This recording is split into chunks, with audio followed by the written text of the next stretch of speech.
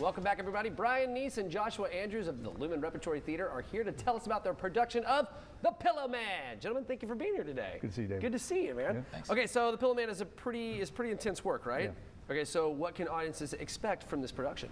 Well, this play is from Martin McDonagh, and it's one of the classics of contemporary theater. He's, of course, an Oscar-nominated writer for 3 Billboards Outside of somewhere. Ebbing, Missouri. Yeah, and in Bruges, and a bunch of stage plays. Oh, wow, he's the Bruges guy. Yeah, oh, that's right this on. guy. Yeah. So the writing is top-notch. Yeah. And it's dark. It's one of his darkest plays. There's some humor, but it works because it does not shy away from some very shocking material and stories that are told. And it's an exploration of what are artists responsible for when they create something. Whoa, that's pretty cool. That sounds awesome. Yeah. Okay, so why did you guys choose the Pillowman for this season?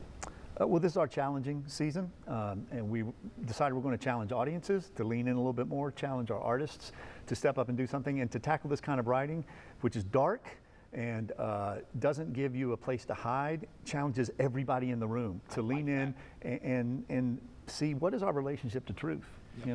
I love that. So theater has often been in human history, right? Like a reflection of ourselves, right? Yeah. To challenge ourselves to see who we really are, right? And then expose that and perhaps maybe move forward and grow and learn from that. So do we get that kind of experience here? Yeah, I'll let Josh, the director, answer that. Yeah, certainly. I think it kind of, that question ties into sort of the main focus of what we're trying to do with the piece, which is the focal point of it being, what is the responsibility of the storyteller? Yeah.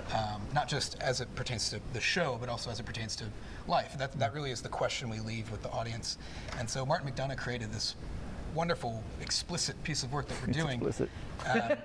Where he really hones in on that question, and he writes the story in such a way where the character stories aren't passive, they're active. They're actively affecting the characters during the show. They're justifying certain violences that occur in the show. They're ultimately outliving the characters who aim to tell them. Wow. And it's really powerful. And we've got 4 really strong actors. Great cast. Have really just run into it head on, and we're excited to leave the audience with some really weighty questions. Well, let me ask you, what drew you to this work specifically? Yeah, I'm a huge fan of Martin McDonagh and the films that he's worked on and written. He's an Oscar-nominated screenwriter, and the play is written in such a fashion that it kind of mirrors that cinematic format. Yeah. A lot of the dialogue and how it's structured and how it's layered and how the story is unfolding and the sort of surrealistic elements of it are just very interesting to me as a director. So what do you guys hope that audiences are going to take away from the Pillowman? They're going to take away shock and awe. I mean, if you sit through this whole play, you're going to be like, oh my gosh, I just witnessed stuff that, we do have some content warnings on the website. Okay. So people are aware this is for adult audiences, mature audiences. But we hope that audiences also take away the question of, what am I responsible for? Sure. When it comes to the narrative I tell. We're the heroes of our own stories in life. Yeah. And oftentimes that's great. But oftentimes it comes with the responsibility that we're not quite aware of.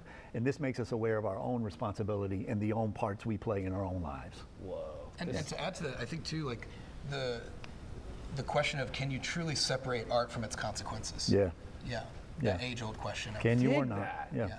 Wow, it's heady. This sounds cool. It's heady and visceral, and should definitely cause some reactions and stirs. Yeah. That's awesome. Okay, so if folks want to catch it, what are all the details? Where do we send them? Just head to lumenrep.org. It'll be opening April 24th. Thank you. At WJCT Studio B, a very intimate venue where you just can't get away from this story if you're there.